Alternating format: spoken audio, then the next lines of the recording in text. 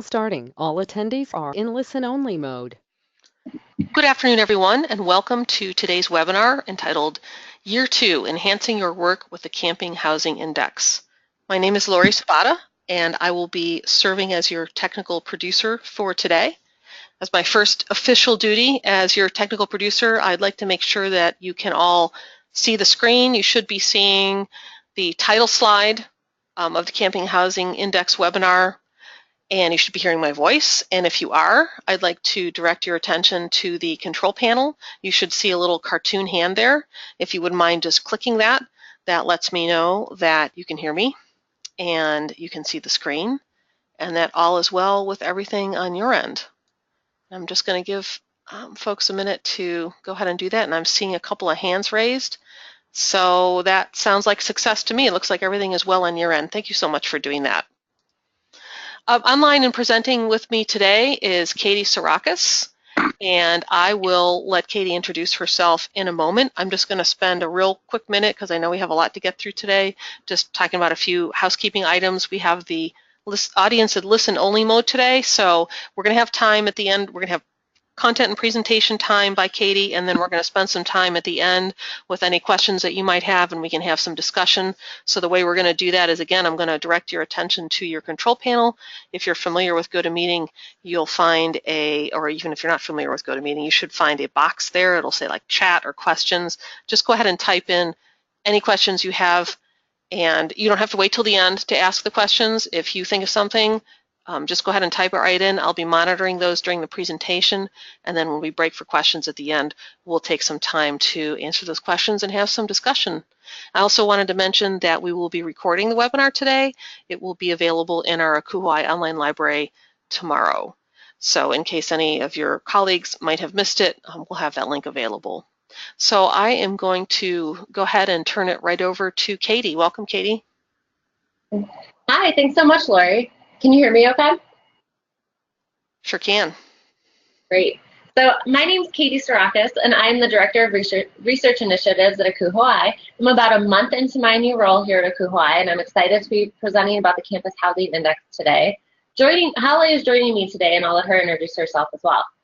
Great, thanks, Katie. My name is Holly Asimu, and I'm the Chief of Staff at Akuhai, and I'll be here to kind of assist Katie as we move along for some contextual pieces that predate her. But otherwise, I'll turn it back to Katie. Great, thanks so much. So we are going to be talking about the Campus Housing Index. We're going to do a little bit of just general information. We're not sure the level of familiarity that folks in the webinar audience have with the index, so we wanted to talk a little bit about kind of where it came from, the context of the instrument, and then we'll dive a little bit into how people are actually using the index data as well. So where we started and where we're going. Previous benchmarking at the association was created a gap in the service to its members. There wasn't a lot of depth and breadth to the data that we really needed in order to do our due diligence for our members. So the index was created in order to overcome that gap. And we are featuring we still have an operational survey and a salary survey. And Holly, is there anything else you want to add in? Yeah, that's exactly right. So we started off with two separate surveys that were administered via some kind of more casual survey platforms, so things like SurveyMonkey. And then we decided to make kind of a strategic decision to enhance our cultivation and generation of knowledge in line with our strategic plan. And this allowed us to put both tools into one platform that would be directly accessible, searchable, and also help us increase our response rates. Great, thank you. And that is where the creation of the Campus Housing Index is rooted within. So we now have a searchable benchmarking platform, which is, especially once you get the hang of moving through all the different pages and tabs, you can really get a good depth to the information, do some great filtering, really make it accessible for your work, which is what we at Akuhai want to do. We want to support the profession, and we know that in order to do that, we need to be having some excellent benchmarking and research. The development of the index, the content was developed and reviewed by content area experts. I know that's something that's continuously ongoing as we added a couple of new sections in the index for the year 2. I know that Holly was working with the content area experts on P3s or public-private institutions as well. We did some initial beta testing to see how it felt for people who hadn't interacted with the index previously. Once you have had your hands in something for a while, it starts to feel very easy and familiar, but our beta testers did a great job of helping us work out some of the bugs for year one. And we also had some excellent volunteer engagement through our research and education team. So we can never thank our members enough for the help that they provide at Kuhoai and best serving the field and profession. So we're going to jump into talking about the tool. If anyone has questions about the creation or generation of the index, please feel free to send those to Lori, and we can address those at the end of the webinar as well. But when we're talking about actually logging into the Campus Housing Index, what's very important to know, especially with this year two we're finding out, is that your login is based around your existing Kuhoai credentials. So we have all of the member institutions that we work with, as well as institutions that would like to access the Campus Housing Index. You do not need to be a member of Kuhoai in order to enter data into the Campus Housing Index. So when you go to log in as an individual, your access is based on your credentials. And so SHOs are able to log in with read and write access. And what we're finding this year is that there may have been some shift in positions, and we have a non-current SHO listed within the index. So please feel free to reach out to us at chi@kuhoai-i.org, and we will be able to work with you to get that updated so you can have the correct access. SHOs who would like to delegate some of the CHI to a staff member, that is perfectly fine, and there's a key that is sent out to all SHOs that they can provide to that staff member, and that allows them to read and write within the index as well. So one of the great things this year is that institutions are actually able to copy their data from the previous year and then simply edit it as we go along. You can log in and out of the platform and save your responses as you go. So we recognize that it is a longer instrument, but you are able to complete it at your own pace. One point that I'd like to highlight for everyone is that we do have support questions available within the index. So up top of your webpage, you'll see welcome message, my account, support. That will take you to a document that has most of the questions that we could think of. Most of those are answered there. On our website, we also have a frequently asked questions tab under the Campus Housing Index, and that has, again, it probably has 30 to 40 different questions in order to make sure that we are being accessible to you in the evenings, over the weekends, whenever you might need that support. If you're finding something, if you have a question that's not answered, again, just go ahead and email us and we'll get back to you as soon as we can. Your welcome message, when you log into the Campus Housing Index, this box will pop up. And if you're anything like me, sometimes you see these pop-ups and you immediately X out of them and want to move forward into whatever it was you went to that website for. Knowing what's available on this welcome message is essential because you may actually end up needing to come back to it. So we do recommend downloading the Quick Start Guide, especially if you're not familiar with the index, as it will walk you through there's some oddities when you're clicking through the system, and so this will help you maneuver more smoothly. And the data collection worksheets, which is that lower arrow, are also excellent, and we have 3 different formats that we provide those in, and that's the full list of questions from the index. So rather than feeling like you need to have this move through the entire instrument, you can delegate out some of these lists to some of the experts within your department on those areas, have them complete them, and return them to you. There is easy access to the message screen available at the top of your web page, and so you can always jump back to this. It'll say message, welcome message, support, those easy tabs up top.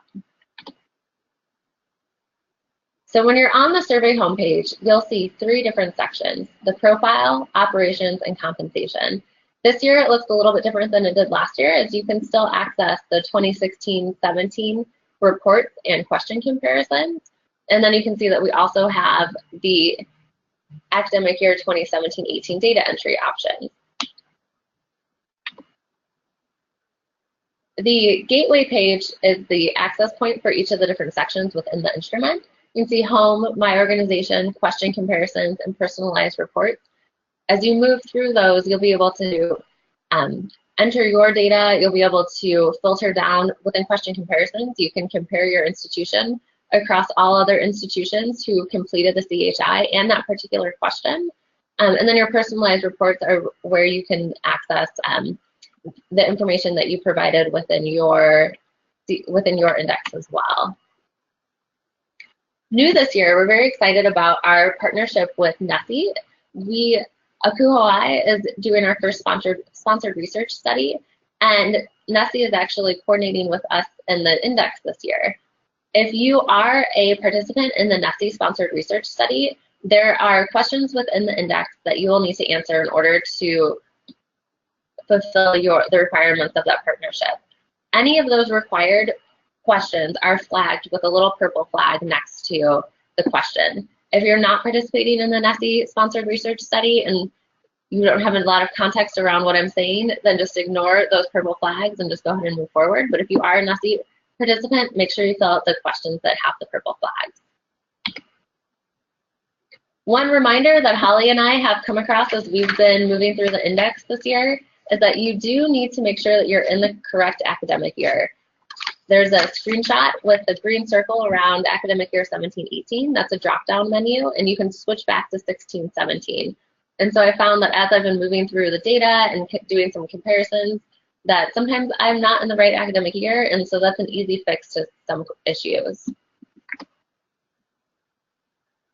Something that I think many people who participated in the index last year will like is that this year you don't necessarily have to fill out the entire instrument. We do have a copy prior year data option, and that makes it pretty simple to go into the index and make your updates. So there may be some things that have changed, like bed numbers, policies, staff, but this will pre-populate all of your answers from last year, and so things that stay more static, you won't have to worry about updating. You can just review for the correctness. We're going to move through each of these sections briefly. Under our profile section, we talk a little bit about your iPads data, location information, department organization, and your housing profile. A quick note about the iPads data is that we do pull the most current data from iPads that's provided to us by the federal government, and so we aren't able to go back in and edit any of this information. This is all locked in and how we track the data that you provide us back to your institution. So we do have quite a few new questions about P3s under this section as well. So if you're a P3, we'll have some questions for you and be able to provide some new depth of information to this year. Under our operations section, we have 4 categories, and those would be residence life, residential services, business operations, and facilities.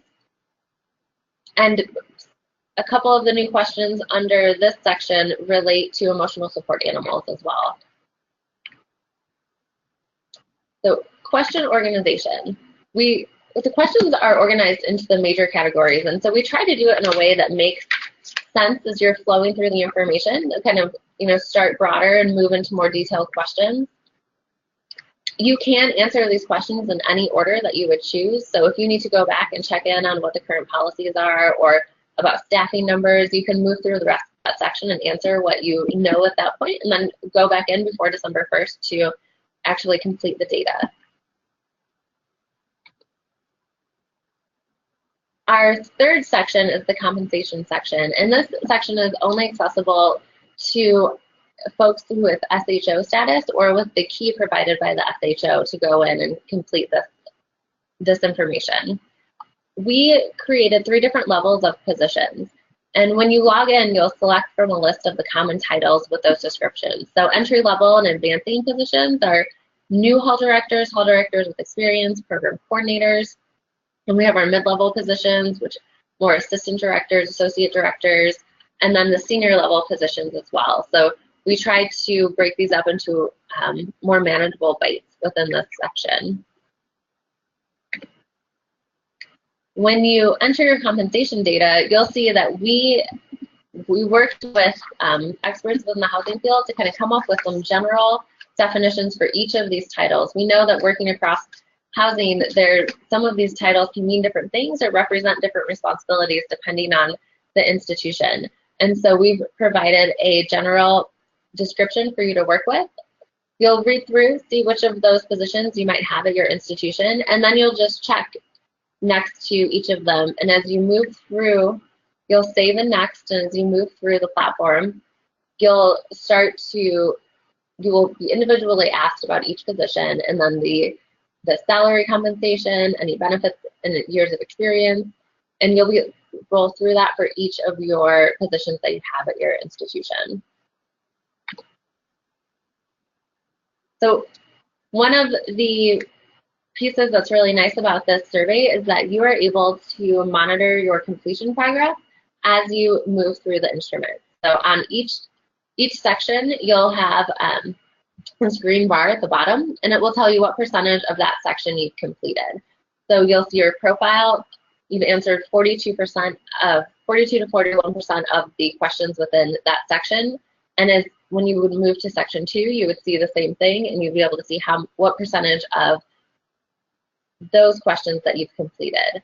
And tracking your progress is important because we base some of the access to the reports that we provide and the ability to filter data based on your completion status. And we do hope that everyone will complete at least 50% of the data within the index. We want it to be as robust as possible. And we really want this to be a tool that is going to benefit you and our membership to the best of its ability. So the more data we have, the stronger the tool will be. So most institutions will not be able to achieve 100% completion rate because not all of the questions will apply to your organization.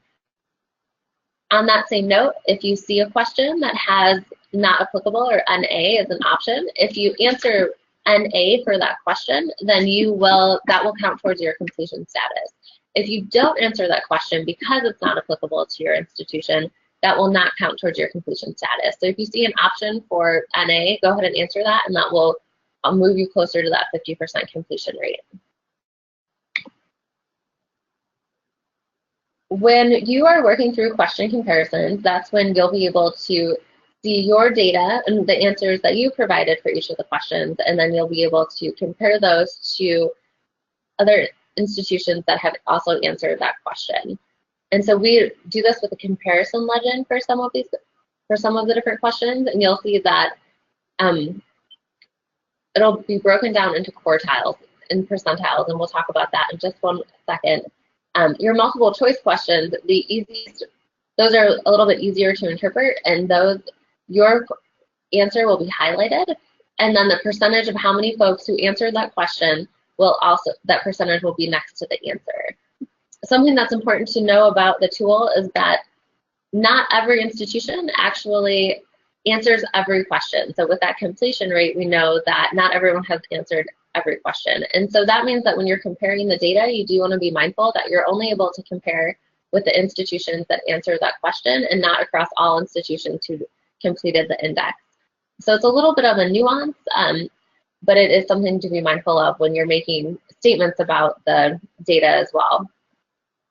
So you can see when you're comparing yourself to your peers that we have some pop-up charts that are helpful to pull this out. This is a screenshot of the data, and then with pop-up charts that will actually pop it out into a PDF or into a PowerPoint so you can work with it a little bit more closely.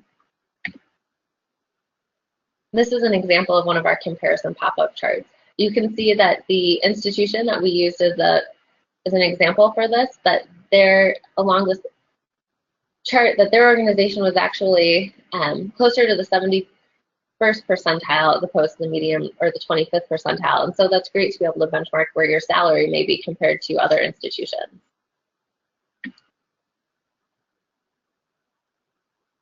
And as you can see, we wanted to break down the comparison data as a resource for later. One of the biggest pieces with this is that with the 50th percentile or the median, that's not the average of all of the data. That's where the number falls right in the middle. So we know that, and then with the 75th percentile, the third quartile, that 75% of the data falls below this percentile, and the same thing with the 25th percentile. So when you're moving through, these charts, you'll be able to see that that triangle right in the middle, that is the 50th percentile.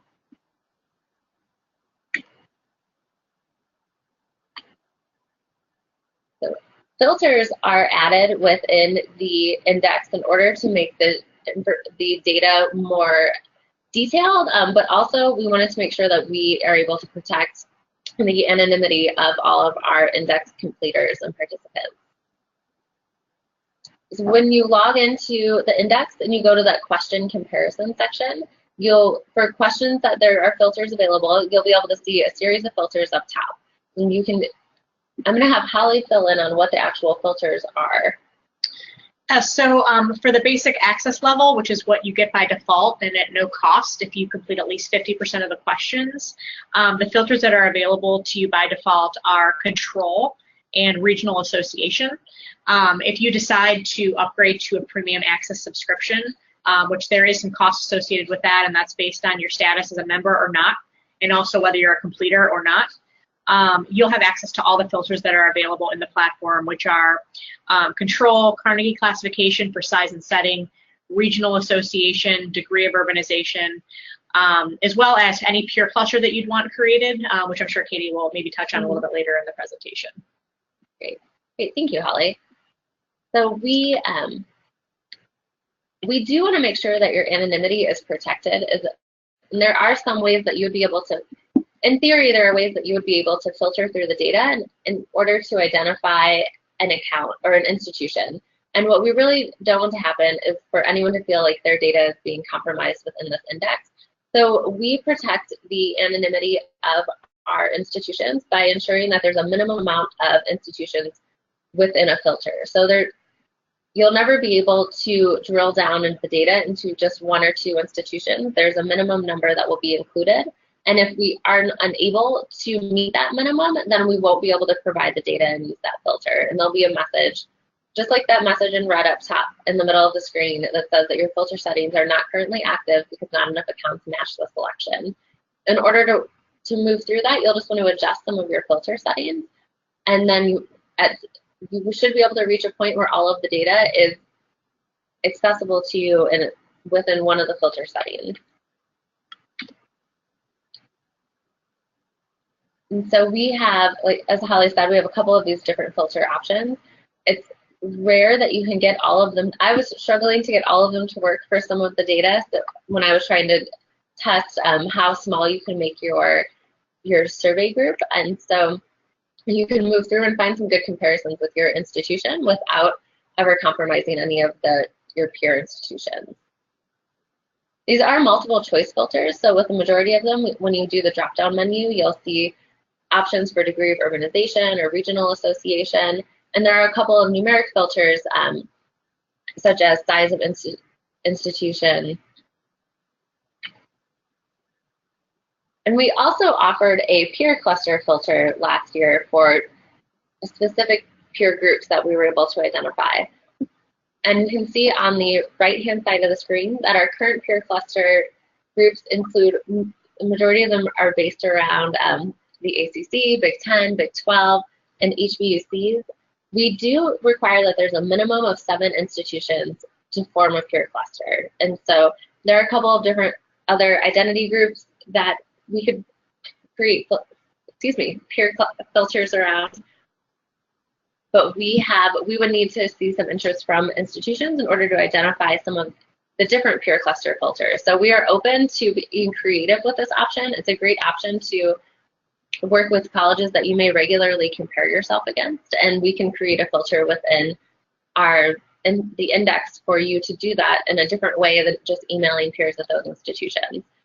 If you'd like more information about this, you can email us, and we'd be happy to provide a little bit more context.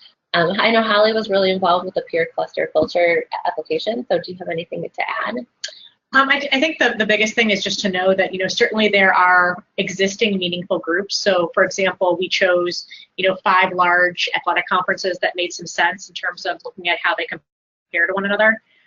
But certainly, when institutions have aspirational groups, for example, that, they're not necessarily a pre-existing meaningful group, it's just what they use.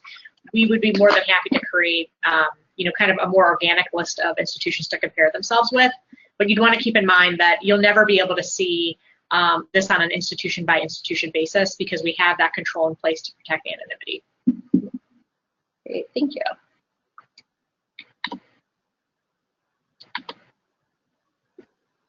And so when you, after the data collection phase, and so our data collection phase is going to move through December 1st of this year. So, and we are hoping that in early 2018, I think we're shooting for February, that after all of our data collection is complete, that we will have some of these question comparison options open for completers, and to be able to start sorting through the data and seeing what is going to be most valuable for you right away. And you can create some personalized reports from your index account. These reports will have a list of downloadable PowerPoints, and so that are based on your current data within the index. And so you'll be able to generate PowerPoints and PDFs directly from the index for any of your presentation needs, for any of your report generating needs. And so it's a great option, and it really saves quite a bit of time when you are trying to create budget justifications or policy development.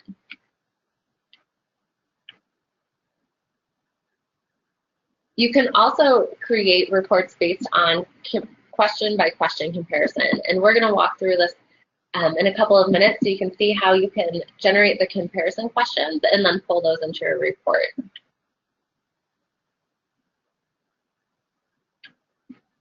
And you'll be able to compare yourself not only just to your data, so there'll be a year-over-year option once year 2 is complete, but you can also compare yourself against some of those other subsets that you may have filtered down within the data or to other institutions who completed that question within the index.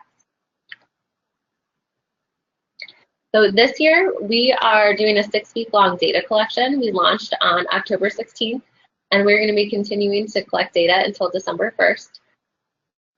We are hoping to have results available for our members in February of 2018. Some of this data will be aggregated, and some of it will be in self-service reports. We're hoping to offer more levels of the searchable filtering, and again, the level is based on your Access subscription. And then with compensation data, that will be available in aggregated report form pre-created by ACUHO-I. So we will generate a report that will be accessible to SHOs who have completed at least 50% of the index.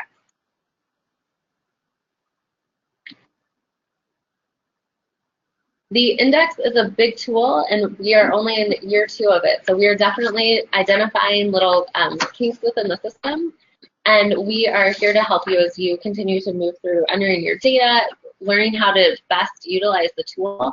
If we collect all of this information and we can't help our members optimally utilize it, then we really may need to look at a different route for research collection. So help us help you. So we are happy to work through how to compare questions, how to generate reports, anything that we can do to help make this the best tool for our members. So our year 1 response rate was about 30% of institutions based within the United States. So we were pretty excited about that. We are continuing our year 2 goal response rate of 20 to 30% again, and we may exceed that, but if we have all 30% of the same institutions within the United States respond, that would be great. It would be an ideal for a second year of an instrument. We also have institutions from outside the United States participate as well. There will be a reward for completers, and we are excited to create our 2018 Campus Housing Operations Report and our 2018 Campus Housing Compensation Report. And then we will also be creating some bite-sized versions of those that are more detailed and kind of break down some of the different sections a little bit more than our overall report will. Completers will also be entered into one of 4 drawings, and these drawings are going to be based on bed capacity. And so if your institution has completed at least 50% of the index, then you'll be entered into the drawing for 3 free registrations to any of our I apologize for the typo, any of our 2018 ACUHO-I content conferences. So we had just wrapped up a great round of conferences in Atlanta this year, and then we'll be going to Denver next year for ACE. and then have another great round of conferences the following October. So your institution would have an opportunity to win 3 free registrations. So this is our access and pricing structure. If you're a member or a non-member of ACU Hawaii and you've completed at least 50% of the index, basic access is free. So you have free access to some of the reports that we're going to generate in the winter and a couple of our filters. If you sign up for premium access, there is a fee associated with that as a member or non-member, as long as you're a completer. For non-completers or folks who do not complete 50% of the index, there's a cost for access to the our reports that we'll generate. And then compensation data is available only in aggregated report form to SHOs. However, we do offer our prepared reports in the ACU Hawaii bookstore. And this year we offered both the overall compensation report and as well as a version of that geared specifically towards entry-level and advancing positions to help with their job search. So I'm going to take a pause here before we move into actually utilizing the data and see if Holly has any other information that she thinks is valuable for how to move through the system, a historical context of the CHI. You know, one thing that I would also add just to the access rates is that if you are an institution outside of the United States, we do not hold you to that 50% completion rate. We do this because we realize that depending on your institution and where you're located geographically, your operations may be very different than what we understand in the United States or utilize in the United States. So depending on what you complete, whether you do 1% or 100%, which as a side note, many of our international institutions were able to complete most of the index and certainly more than 50%. But regardless, we do give you free basic access as an international institution. So if we have some folks on the webinar today that are outside the United States, please know that we want you to participate as much as you can. But we also want to make sure that it's fair for you to have access to results. Great, thank you. And so one of the big things that housing departments are being asked to do is to showcase the value that they have within an institution. And in order to do this, we know that we need to make some decision making that's rooted in data. We need to be able to back up the anecdotal stories that we have about student success, all of the qualitative data that we have, and a lot of times we need to be able to provide actual numbers within reports and justifications that we are giving to institution heads. So what we're hoping is that our participation in the CHI each year is helpful not only for the profession, but also for the institution in particular, is that all of the data that you track within the CHI will be available to you, and it helps you track departmental trends. So you'll get your historical context of bed capacity, staffing trends, programming priorities. In 10 years from now, you may be able to look back and see what your campus carry policies were or what your staff ratios were in order to see where you are coming from and where you're going. We also want to help develop budget and business justification and use cases, so you can compare what your department and what your institution is doing to your peer cluster group, to other folks within the region, within the state, or by a bed number. And it can also help you show what your institution is doing really well. You may be within that 75th percentile of folks who within a salary range or within a focus on a programming priority. Or there may be some areas that you can see, our peer groups or other institutions within our region are doing this really well. For whatever reason, this hasn't been a priority within our institution. So now we know that we have some data-informed goals that we want to work towards achieving. And then we also evaluate the index each year to maintain the current topics that are hitting college campuses. So we need to do this very selectively because we don't want to make the index more cumbersome. But we do want to make sure that we are gathering information about relevant topics for our member institutions. So added this year, we have some questions about public-private partnerships as well as emotional support animals.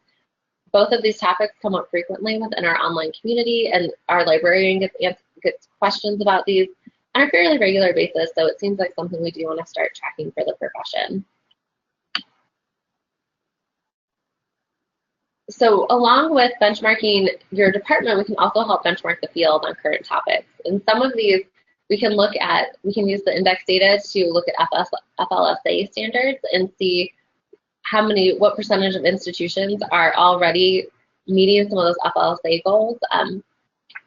Gender inclusive housing, emotional support animals again. You can look at your dining topics that are coming up about local food procurement, sustainability, or health measures, trends in conference services, as well as compare policies as issues develop in the media. So we were just talking a little bit about campus carry policies before we jump on the webinar, and we can actually go into the index and look at institutions and what they've indicated their campuses policies are around campus carry. And then we can break that down sometimes by region, sometimes by state, in order to get a little bit more depth of knowledge. And that is the end of the actual PowerPoint. And what I wanted to do for the second part of the presentation is actually work through an example of how to work through the index and pull some of this data. So I would say bear with me for just one moment.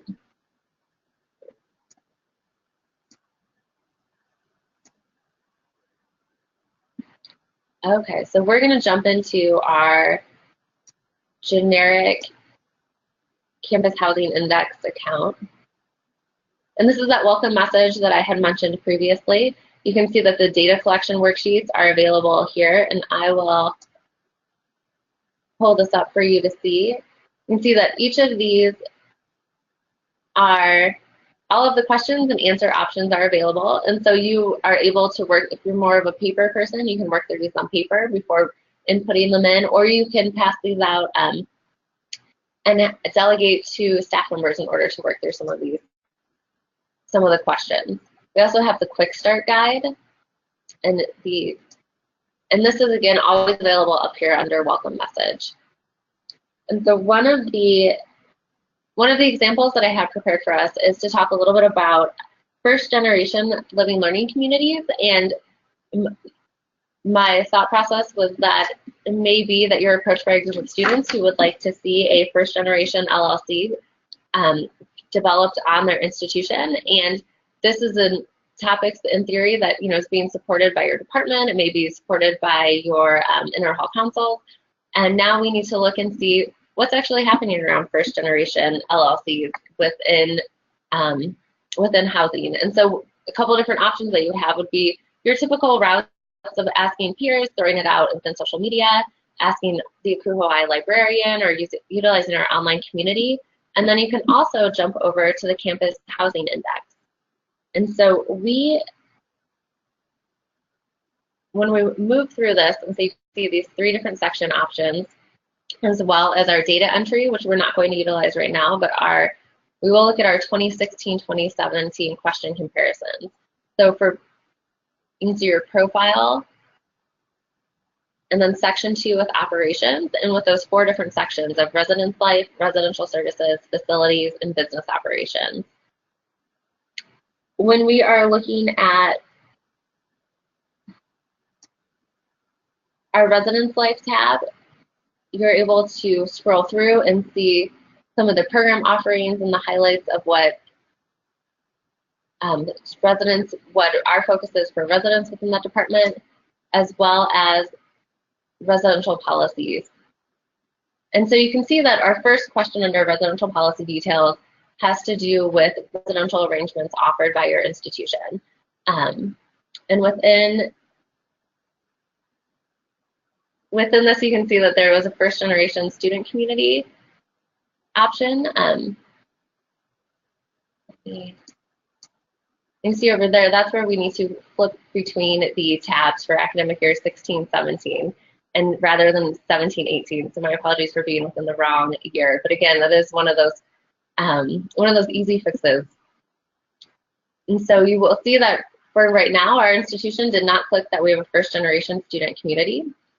And we want to see where we fall within the index with that particular value. And so when we look back down under question comparison, and then we go back to residential policies, we can see that 11% of the folks who answered this question within the index do in fact have a first-generation student community. So we can see it's a smaller number. And we can actually pop that up into our on-demand charting, and you can see all of these options that are in purple. Those are our yes responses. Those are things that we said our institution does have. You can see that we do various living learning communities, gender inclusive housing, but first generation student communities we do not. So we can actually pop that into a PowerPoint. And now this is actually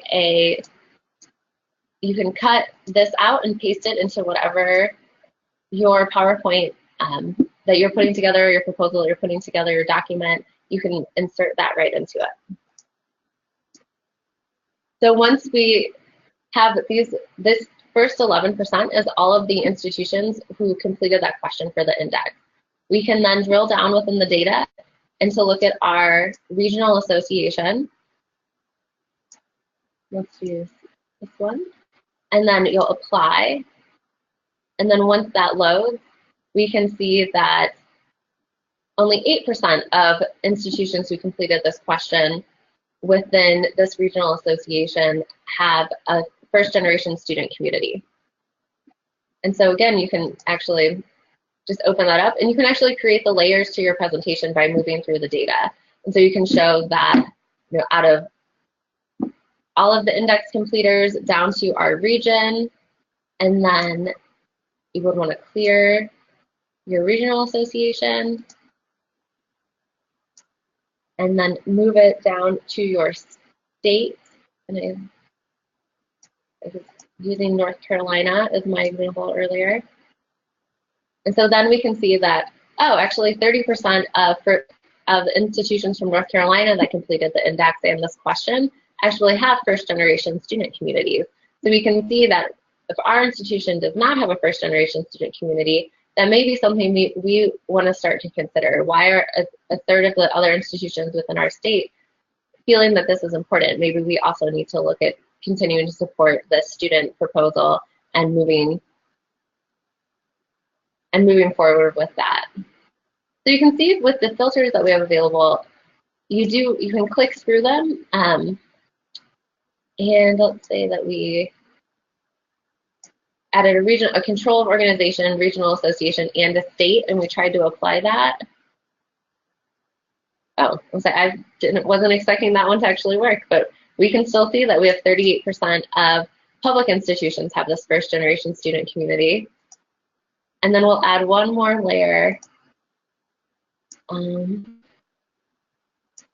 our total bed capacity.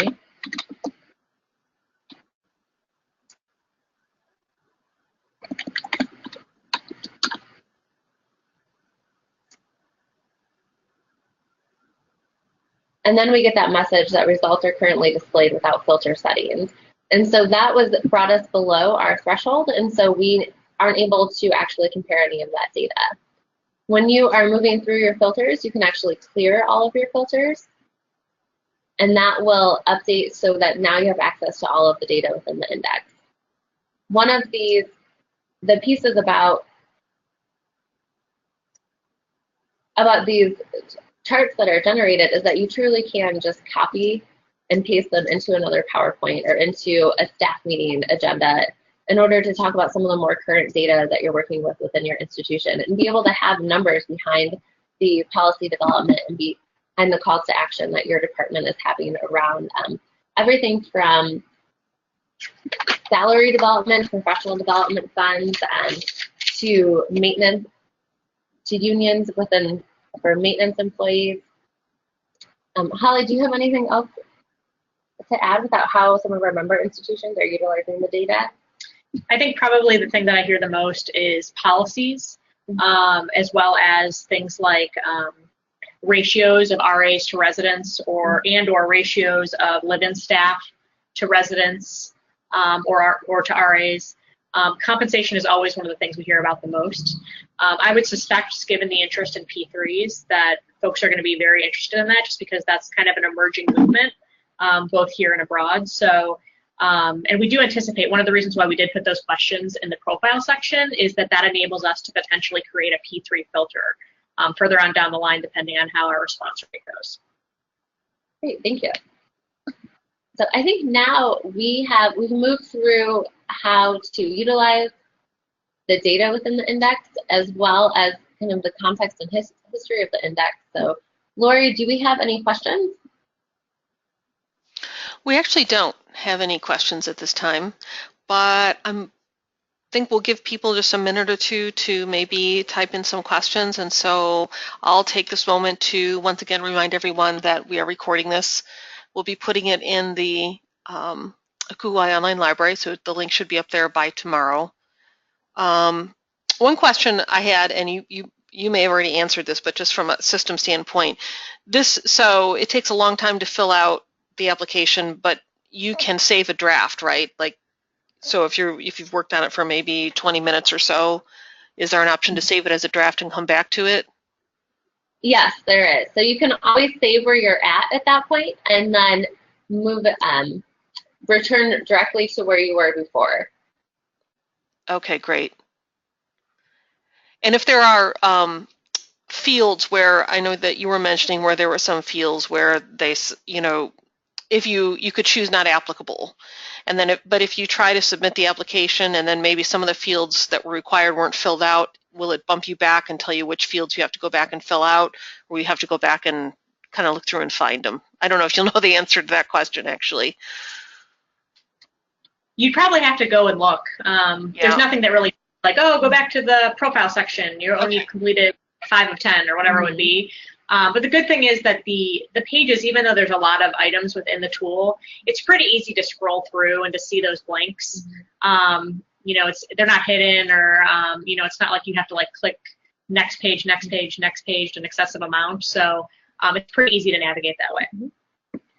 Okay, great. Thank you. I actually don't see any questions from our listening audience, so I think do we have some concluding comments we want to make and we can wrap up for today? Yeah, I think that we are really excited here at ACU Hawaii to see where the index takes us this year. There was a lot of focus and a lot of energy put into developing the index and figuring out what it was going to mean for our members. And there were some great reports put out, some great utilization of the data within 2017. And as we move into 2018, we can focus so much more of our energy into taking the data that we've gathered and making that consumable for completers and for member institutions. So we are really only continuing to grow from here. We are very open to feedback and ideas that folks have about the index and how they can see this data being utilized at their institution. I know our research team is looking forward to seeing how the data compares to year 1 versus year 2, and then generating some really excellent reports for folks. Thank you. And I actually do have one question. I'm going to go ahead and ask the question real quick. The question is there any role here for faculty doing research using the benchmarking tool to understand more about the context they're exploring? Understandably, the CHI seems more geared towards staff, but I'm wondering if faculty have a role in data access or use. So this is Holly. That is something that we've actually talked about a lot, because we do recognize that this information could be very valuable depending on what a faculty member is studying. So we're kind of attending to that in a couple ways. The first way is having access to applicable faculty members within a given campus. One of the things that we added to our profile section is we asked if the institution had a professional preparatory program and who the main contact would be for that, so that we have that person in our records. So that's the first thing that I'll say. Now, from an actual user standpoint, if a faculty member is on the roster for the institution, they have access to see the data. And that is true across the board. So in other words, within our membership database, we have our SHO, we have a primary contact, we have a billing contact, and then we have a roster of folks that have been added to that account. So if the faculty member is listed on that account, and they obviously would have to create an ACUI login, they can get into the index for that institution. Beyond that, so from a raw data standpoint, we actually do not provide raw data to folks, just because we're kind of at the early stages in figuring out what that might look like. But if there is a faculty member that is interested in the research, I would highly encourage them to send us a message at the CHI email account and just let us know what they're trying to do, because there could be a way that we could assist them. We certainly wouldn't divulge or share identifiable information unless there was, maybe a partnership with the actual department. But if we're looking at aggregated data, that's something that we have talked about as having some possibilities. So, again, we're at the early stages, but we're kind of open. So we'd like to continue that dialogue with faculty members. Excellent. Thank you, Holly. And thank you also, Katie. I don't have any further questions, so I think we could go ahead and conclude the webinar for today, unless, did we have any further comments we needed to make before we wrap up? No, I don't think so. We appreciate everyone's time today. All right, great. Thank you so much, and thank you to our listening audience also for spending time with us today. Everyone have a great day.